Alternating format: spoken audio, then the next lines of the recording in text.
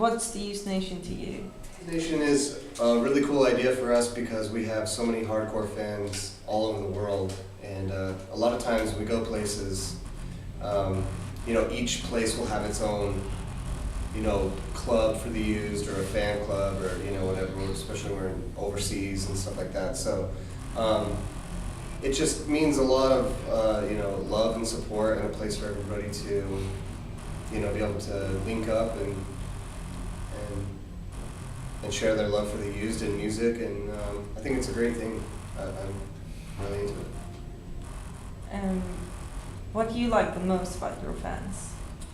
Our fans, I think the thing I love about our fans is that I feel like our music genuinely speaks to them. I think lyrically and musically, but mostly more lyrically, they're drawn to the writing and the poetry, and I think that Bert's writing has a way of connecting with people, and I feel like a lot of them have a grateful sort of transgressive or some kind of attitude or some kind of experience that our music has brought to them. It's helped them in some way or it's gotten them through something. So I'm just really grateful to have such awesome fans and people that are genuinely affected and inspired by our music, and that's that's kind of the reason I do this. So yeah. Share your best encounter with a fan. Best encounter with a fan? I've had a lot. I've just had so many that I don't really say. Well, I can't. The ones. There's maybe a few that stick out to me. Just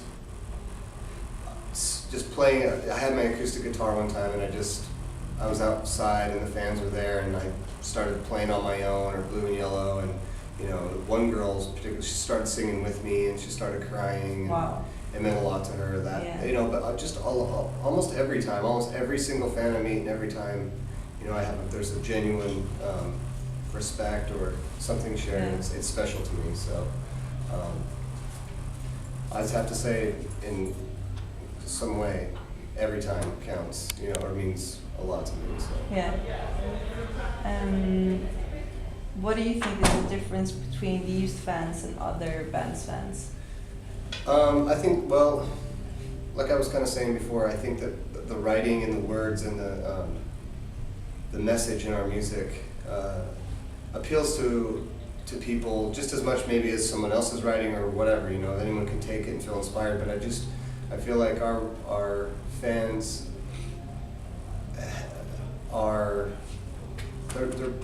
they get really moved by our music. And, to say what separates them or what sets them apart is something I'll never know, because I don't know what a lot of other bands' fans are like. But I would say that we have fans that are with us, and stay with us.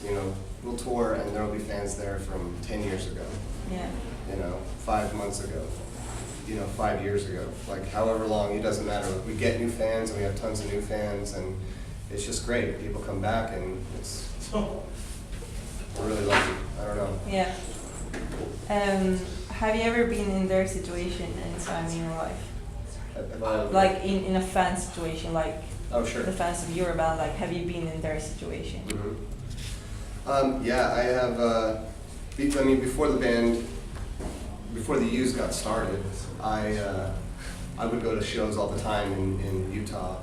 I'd go see punk shows and stuff like that. Like a big band to me at the time was like H2O and Goldfinger and Face to Face and some of these, and I got to just meet them, and it was life-changing to me. It was really cool that someone I really looked up to was right there. That I could ask a question to, or just see them in the flesh, and it's really inspiring. I started wearing the same clothes. I'd see I was a little bit fanatical or whatever, obsessive. Like me. But then as I think as time has gone on, I've been in other situations where being a real fan of, like, say, Radiohead, for instance, or something like that, being able to meet Tom York or going backstage or something like that, it's almost like I know the fear that comes from that, because I didn't really want to disturb him. I had nothing really to say to him. They had already given me everything I could give. The music, the show. There was nothing I could say to him, you know, other than just thank you. Yeah. And so that's all I did. And you know, it can be really scary to meet someone that you really look up to. And but being in the position now where people come up to me and you know that they can be speechless or whatever, I understand how that feels. So you know, if it's just a thank you or nothing at all, just a handshake or a hug, it means the same thing to me. You know, I understand when people are overcome with emotion, like I can relate to that. So. What's a good approach from fans and what's a bad?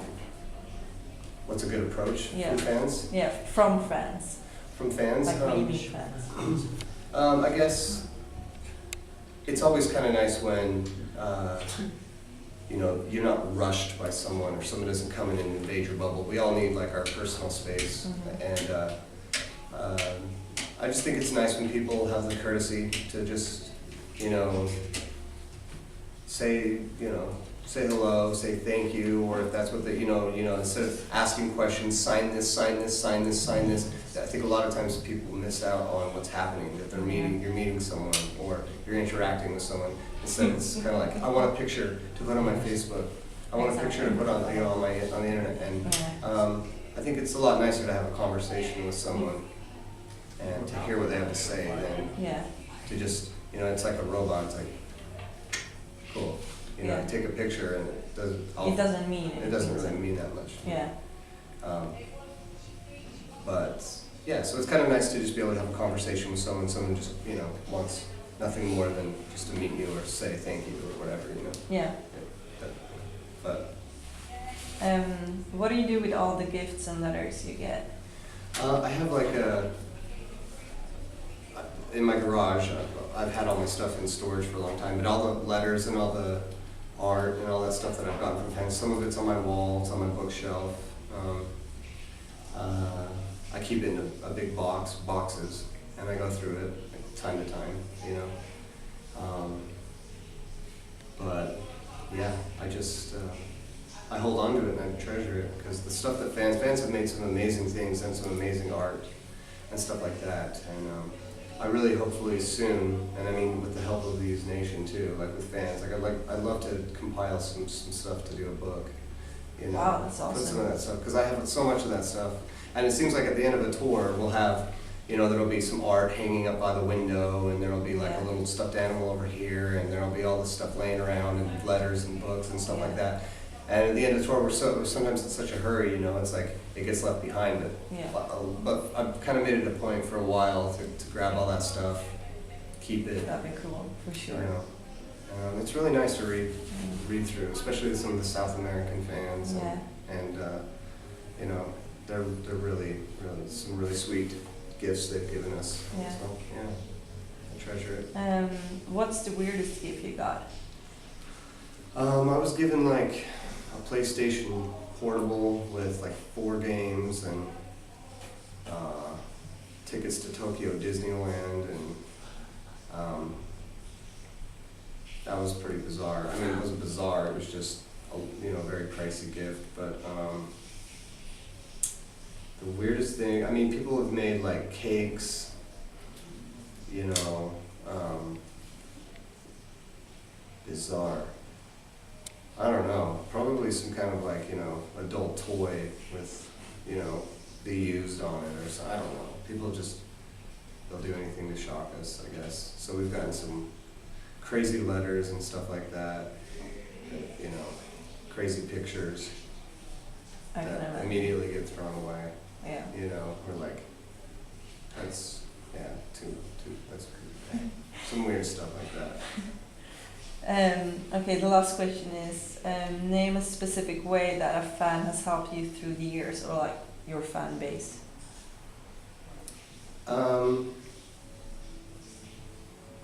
That a specific way a fan has helped me. Yeah, if there's a memory that you remember, like that you felt like shit, these fans really get through to me and like makes my day. Okay, I mean, there was kind of this is a moment that stands out to me in a way, because I mean, it should be no, secret or surprise. I mean, alcohol has kind of played its role with many bands, and including our band. And at the time, it was really becoming a negative thing, in more recent times. And I remember just being like, sometimes I'm there with fans, and people don't know that I'm in the band, especially when I don't have hair or whatever, People are like, oh, where's Quinn? Where's Quinn? Or whatever, stuff like that. And not that ever gets to me. It doesn't really get to me.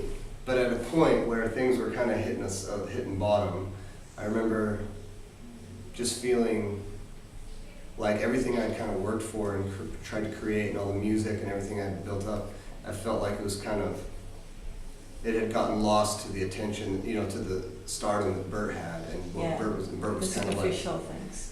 So I mean, and so someone came up to me and said, Bert is the face of the band, but the music is the heart of the band, and without your, what you do and what you've done, there wouldn't be anything. And just hearing that, it was basically something like that. It just really helped me feel like what I've done and contributed, and I'm still trying to do, and I've always worked for, was was clear to someone else that, my part or my role or what the music brings to the band is also as important as just, the lyrics and what Bert does. So it was nice to get that kind of reminder, just to have someone's opinion. I don't know. And it came to me at that time, and from like a person that don't really know you either, just being like from someone else, and then it really,